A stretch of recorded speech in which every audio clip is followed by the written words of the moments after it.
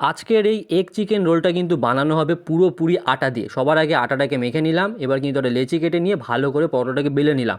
তাওয়া বসিয়ে দিলাম, তাওয়া গরম হয়ে গেলে সবার আগে হালকা করে সেঁকে নেব, তারপর কিন্তু তেল দেবো।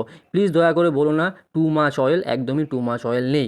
এবার কিন্তু তেল গরম হয়ে গেছে, পরোটাটাকে এপিট ওপিট ভালো করে প্রথমে ভেজে নাও, একটা ডিম দিয়ে দাও, ডিমের মধ্যে অল্প একটু নুন দিয়ে এগ রোলটা রেডি করে নাও। এবার ওই তাওয়ার মধ্যে যেটুকু তেল এদিক ওদিক ছড়িয়ে আছে, খুন্তি দিয়ে ওদেরকে মাঝখানে নিয়ে আসো। তারপর ওর মধ্যে দিয়ে দাও পেঁয়াজ কুচি, লঙ্কা কুচি, নুন দিয়ে প্রথমে হালকা নাড়াচাড়া করো।